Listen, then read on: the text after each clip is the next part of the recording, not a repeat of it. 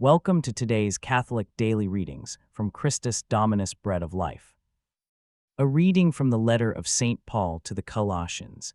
Therefore, if you have risen together with Christ, seek the things that are above, where Christ is seated at the right hand of God. Consider the things that are above, not the things that are on earth. For you have died, and your life is hidden with Christ in God. When Christ, your life, appears, then you also will appear with him in glory. Therefore put to death what is earthly in you, fornication, impurity, lust, evil desires, and avarice, which is the service of idols. Because of these things the wrath of God was sent upon the sons of unbelief. You too walked in these things in times past when you were living among them. But now you must set aside all these things: anger, indignation, malice, blasphemy, and indecent speech from your mouth. Do not lie to one another. Strip off the old man with his deeds, and clothe yourself with the new man, who has been renewed by knowledge, in accord with the image of the one who created him, where there is neither Gentile nor Jew, circumcision nor uncircumcision, barbarian nor Scythian, slave nor free. Instead, Christ is everything in everyone.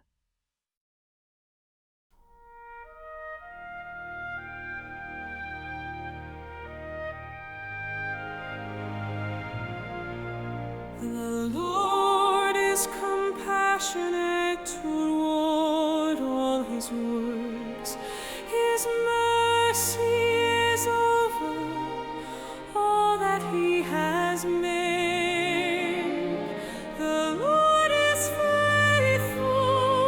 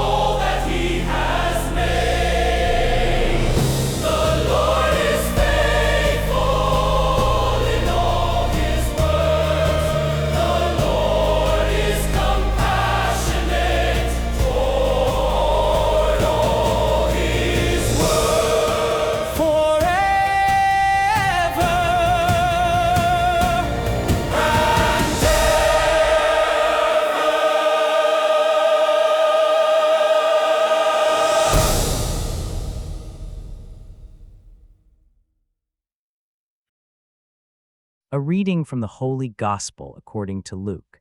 And lifting up his eyes to his disciples, he said, "Blessed are you poor, for yours is the kingdom of God. Blessed are you who are hungry now, for you shall be satisfied. Blessed are you who are weeping now, for you shall laugh. Blessed are you when men will have hated you, and when they will have separated you and reproached you and thrown out your name as if evil, because of the Son of Man. Rejoice in that day and exult, for behold, your reward is great in heaven. For their fathers did the same things to the prophets. Yet truly, woe to you who are wealthy, for you have your consolation. Woe to you who are full, for you will be hungry. Woe to you who are laughing now, for you will mourn and weep. Woe to you when men will have blessed you, for their fathers did the same things to the false prophets." Join us for today's reflection. Luke's version of the Beatitudes sounds like Jesus has declared war on everything our culture considers successful living. Blessed are you who are poor, for the kingdom of God is yours. Blessed are you who are now hungry, for you will be satisfied. Blessed are you who are now weeping, for you will laugh.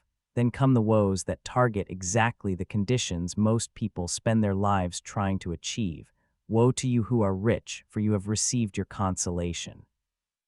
Woe to you who are filled now, for you will be hungry. This isn't gentle religious encouragement about finding meaning in difficult circumstances. This is a complete inversion of human value systems that makes prosperity sound dangerous and poverty sound advantageous. Jesus seems to be suggesting that the people everyone envies are actually in spiritual peril, while those everyone pities are positioned to receive divine blessing. The disconnect between these teachings and contemporary Christian culture is staggering. Most religious messaging focuses on how faith improves life circumstances, better relationships, financial stability, emotional health, professional success. Prayer becomes a strategy for achieving the very conditions Jesus warns against. Church becomes a networking opportunity for the affluent rather than refuge for the desperate. Paul's instructions to the Colossians provide the theological framework that makes sense of Jesus's seemingly upside-down values. Set your minds on things above, not on earthly things. He's not advocating spiritual escapism, but recognizing that earthly success often becomes a barrier to experiencing divine reality. When you've achieved financial security, social status, and emotional satisfaction, the desperate hunger for God that drives spiritual transformation tends to disappear. The problem isn't that wealth, food, and happiness are inherently evil. The problem is that they can become substitutes for the ultimate satisfaction that only comes from divine relationship. When temporary comforts successfully mask eternal needs, people lose the spiritual urgency that produces genuine seeking. Prosperity can be more spiritually dangerous than poverty because it provides the illusion of self-sufficiency.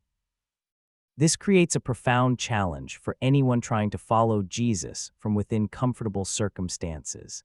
How do you maintain the spiritual hunger that produces transformation when your physical hunger has been satisfied?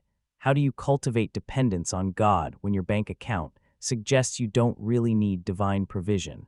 How do you develop compassion for the suffering when your own suffering has been minimized through privilege and resources? The woes Jesus pronounces aren't vindictive threats, but warnings about spiritual dynamics that operate regardless of religious affiliation.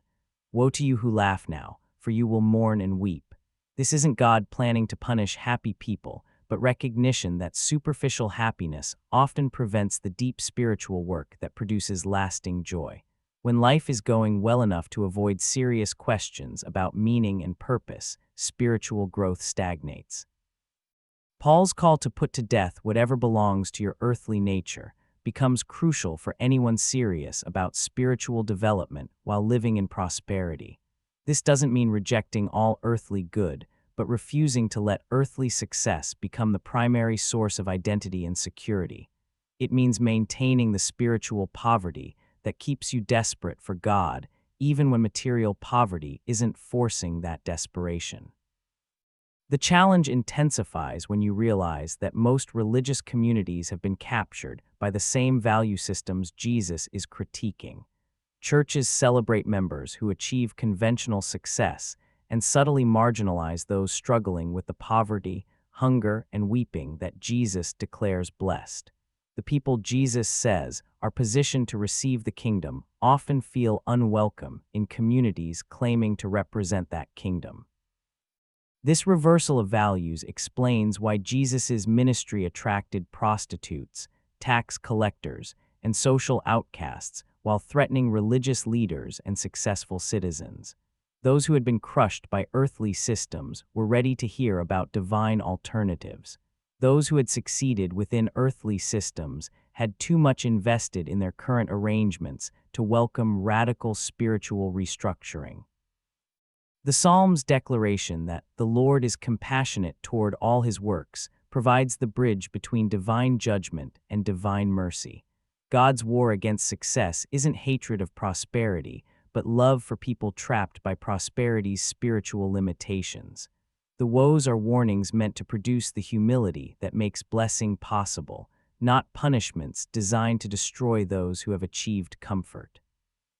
But receiving this compassion requires the kind of spiritual honesty that successful people find most difficult. It means acknowledging that achievements, possessions, and comfortable circumstances haven't produced the deep satisfaction they promised. It means recognizing that the hunger for meaning, purpose, and transcendence persists regardless of how many earthly needs have been met. The question facing anyone who hears these beatitudes from within prosperity is whether they're willing to cultivate the spiritual poverty that makes divine wealth accessible, whether they can maintain the humility that recognizes their ultimate dependence on God despite having achieved significant independence in earthly terms, whether they can choose to identify with the poor, hungry, and weeping rather than protecting their position among the rich, satisfied, and comfortable. Jesus' upside-down kingdom doesn't require rejecting all earthly good, but subordinating earthly success to spiritual reality. It means using whatever prosperity you've achieved as a platform for serving those Jesus declares blessed rather than as insulation from their condition. It means remembering that in God's economy, the last are first and the first are last, and positioning yourself accordingly before that reversal becomes permanent.